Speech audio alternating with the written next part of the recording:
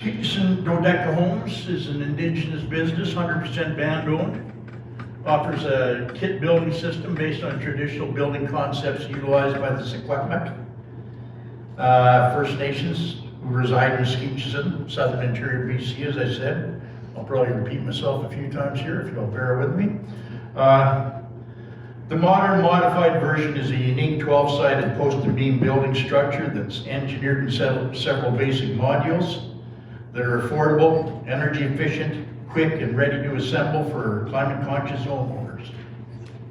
Our goal is to create spaces that honor Indigenous culture and values while also meeting the needs of contemporary families in terms of comfort, functionality, and sustainability. Part of the future we see is First Nations taking back control of their own housing needs. There's like over 55,000 houses needed on reserves across Canada. New houses.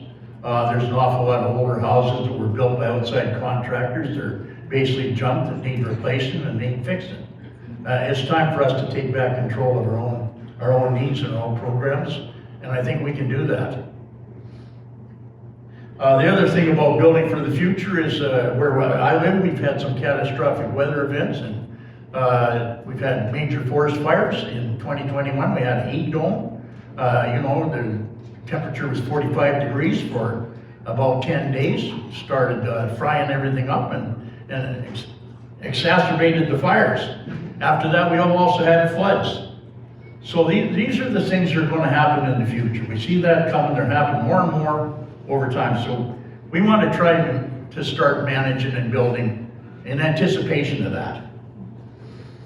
We manage the lands as First Nations for 7 generations. That's what I was taught when I came to Skeetchestn, is we do management for 7 generations. Well, part of that is we want to build for 7 generations. And a lot of the housing that's been built to date has not been for 7 generations. It's been for 2 or 3. But we think the First Nations can build their own homes for 7 generations if they do it properly.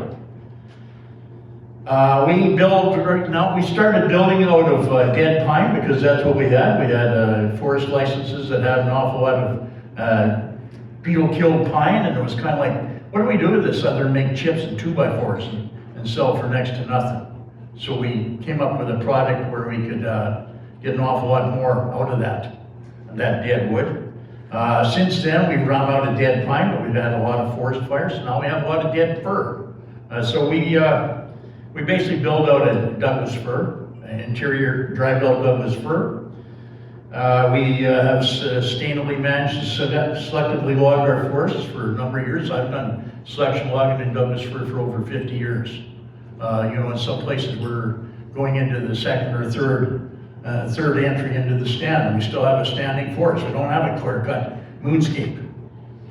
The other thing is, I think we need to, as Secwepemc, the guys I work for, I'm not Secwepemc, but the guys I work for, they believe that they're related to the trees.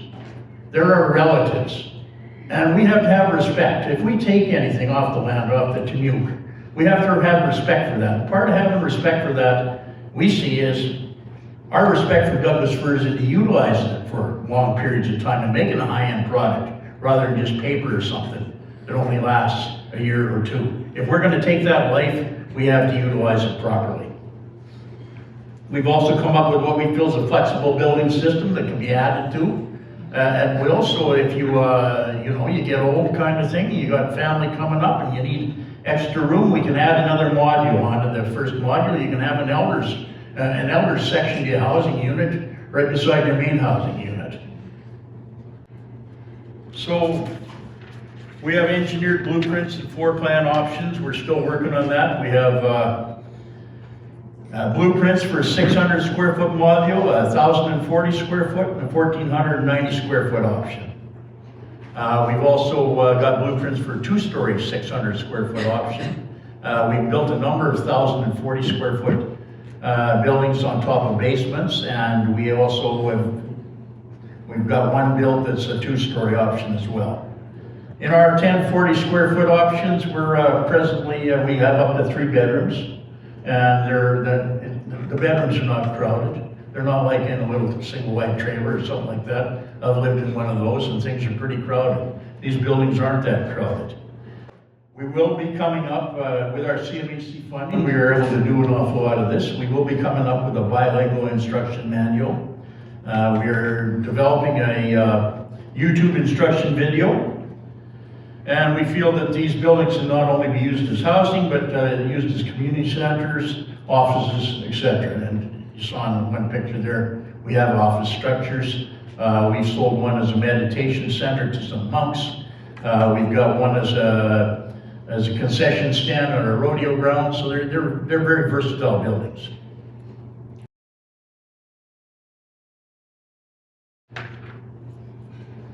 The other thing we want to build is we want to build community capacity. We want to give our youth and our community members transferable skills. This project started with the need for an arbor at Skeetchestn. We had a youth, we had boys kicking around the reserve, you know, 17 to 25 kind of thing, kind of lost their wits' end, not knowing what to do. We had logs up the mountain. We had a small cut and permit that we were at the time horse logging. So we horse logged those logs and skidded them down to where we built our arbor, and 6 or 7 youth and one skilled carpenter to lead them basically built a 12,000 square foot arbor all by themselves. It not only built the arbor that we needed, it built self-reliance, it built skills within those youth, it built pride within them. I can talk to guys these days that built that arbor in 2001, 2002. Actually, I had one who asked me about 6 or 8 years ago, can we get another project like this going? Because it really builds our confidence. So in order to continue with what I saw, the confidence built within those youth and whatnot, and the skills built, in order to continue with that, we developed this homes building project, because it's along the same lines, and we still are building, you know, we're still building skills within our youth. We've got somewhere between 5 and 10 people working right now, most of them young people. I've got an apprentice there that started with us 4 years ago, a young lady, and you know, she's within the next couple or 3 months, she's going to become a journeyman carpenter. Our vision is to have all First Nations taking ownership of their own building needs and thriving in affordable, durable, energy efficient, and culturally appropriate living spaces that are built to last 7 generations. Our mission is to share this knowledge and our housing solution so that other First Nation communities can take their housing needs into their own hands.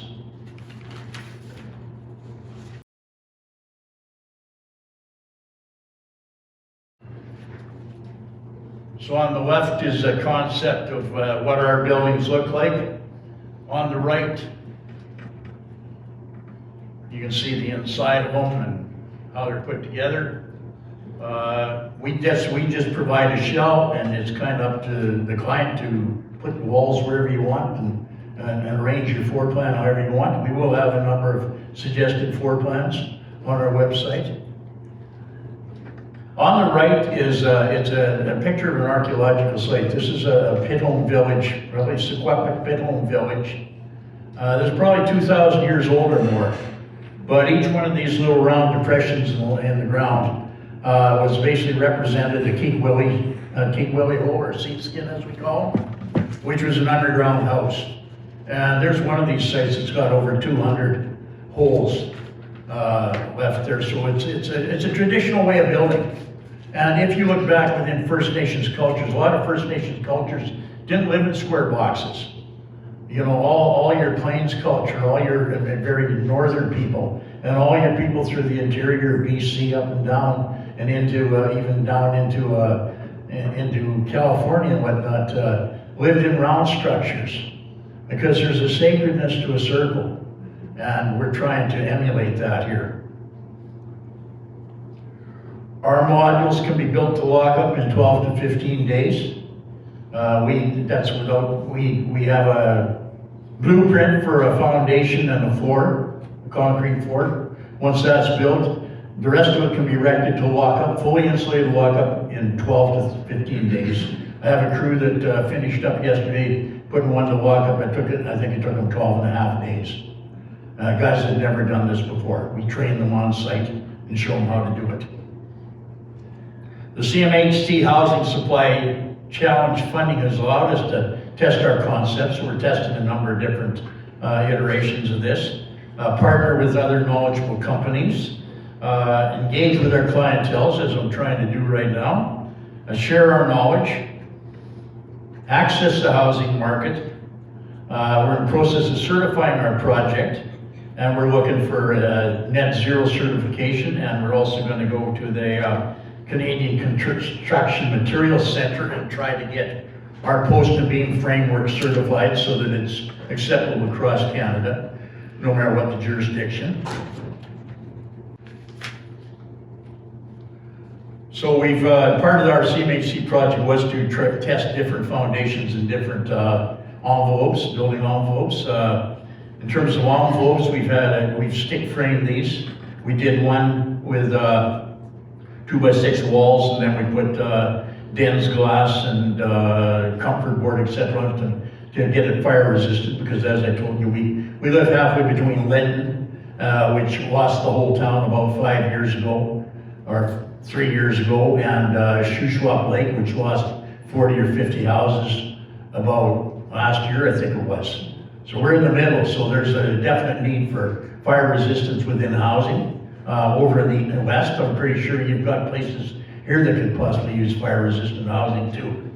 I think I heard somebody talking about the name of their community yesterday, saying it's the place where fire comes through or something like that. So indicates to me that it's not a bad thing to have. We use structurally insulated panels as well. Most of our buildings are built with structurally insulated panels. We normally use EPS, the expanded polystyrene foam, within those panels. It gives us an R24 wall and an R40 ceiling.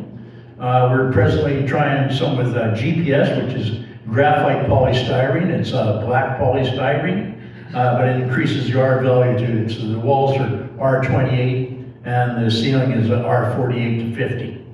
The other thing we're going to try is we're going to try using a hempcrete skin overlay. So there's a product called hempcrete. It's made out of hemp and concrete. It's relatively light, but it's very fire resistant. We can get it in 2-inch sheets. We're just now trying to figure out how do we lay that over top of our sits walls so we get that fire resistance. The different foundations we've tried, we started with raft slabs, which is a pretty standard foundation, probably the cheapest one to do. We've also done a footing in a pony wall. Holy smokes, excuse me. We've also done a footing in a pony wall. We've done a footing in ICF blocks. We're now trying to put them on screw piles for swampy areas and up north permafrost. And also we're experimenting with what they call triodetic foundation. In terms of certification, as I said, we're trying to get to net zero. We're working with passive house designers to see what features of that we can bring in. We've also working with a fellow that's done the West Coast building standards. And our ultimate goal is to get the BC Step Code 4 or 5, which is a very highly insulated building. Our funding has provided us with the opportunity to train 6 crews this year. We've trained a crew from Kamloops, Kelowna, Haida Gwaii, Williams Lake. We trained one from northern Manitoba, and we're also looking for more crews to train. And our motto is to learn to do by doing. So by training these crews will put up the building. We just give them the guidance to do that.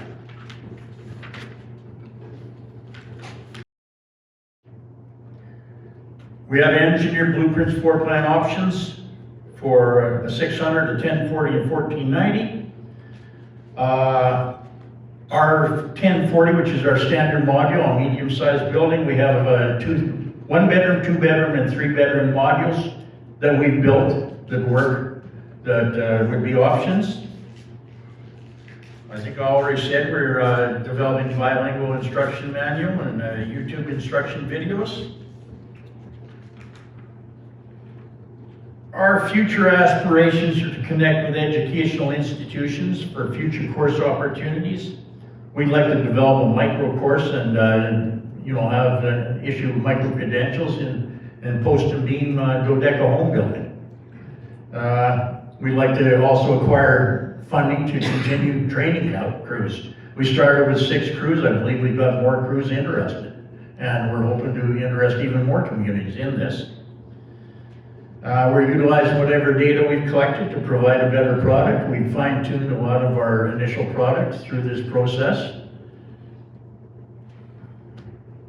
And we'd like to pass affordable housing options on to our clients and find partners for joint ventures. You know, if you're a building company or you're a housing department, we'd like to partner with you, and we'll provide the post and beam kit. We'll provide the know-how as to where to get the other items you need, and we'll help you teach your people how to erect it. I think that's about it. I'm running out of time here anyway. My contact number is up there, 819-3023. We have a booth outside with more information. And yeah, thank you very much, and thanks to CMHC for sponsoring us so we can do this.